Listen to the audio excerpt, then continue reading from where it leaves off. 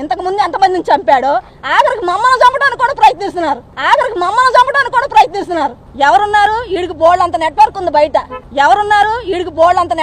బయట.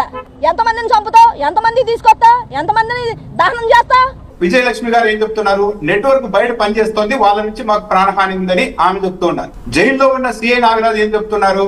నాకు కూడా ప్రాణహాని ఉంది అని చెప్తున్నారు. ఈ రెండు స్టేట్మెంట్లను బట్టి చూస్తే లోపలున్న నాగరాజు కంటే అతి పెద్ద నెట్వర్క్ అనేది ఇంకా బయట సంచరిస్తోంది అన్నది చాలా క్లియర్ గా అర్థమవుతోంది కదా. నాగరాజు ఈ విషయం ఎందుకు చెప్తున్నారు?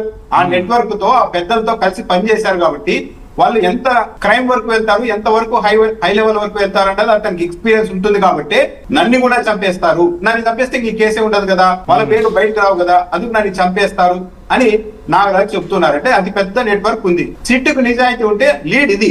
అసలు అతి పెద్ద నెట్వర్క్ మోటివ్ ఏంటనేది కదా ఇప్పటివరకు అందరూ ఎదురు చూస్తున్నది. ఎందుకు చంపారని సిఐ నాగరాజు చెప్తున్నారు. నాకు ప్రాణహాని ఉంది అని. ఆ ప్రాణహాని ఉన్న పెద్దలు ఎవరో ఇప్పుడు సిట్టు నాగరాజు ద్వారా తెలుసుకుంటే ఈ మోటివ్ ఏంటనేది చాలా క్లియర్ గా అర్థమైపోతుంది. ఆ నెట్వర్క్ ఎంత పవర్ఫుల్ గా ఉందంటే చివరకు కనీసం నా కుమారుడి బూడిది వంటి చాలు అని వేడుకుంటున్న ఒక తల్లి అంత ఆవేదనలో ఉన్నా సరే ఆమెను కూడా చంపించే వరకు తెగబడే స్థాయిలో ఆ నెట్వర్క్ ఉంది. అంటే సాధారణమైన వ్యక్తులైతే వెనక లేరు అన్నది చాలా క్లియర్ గా అర్థమవుతుంది.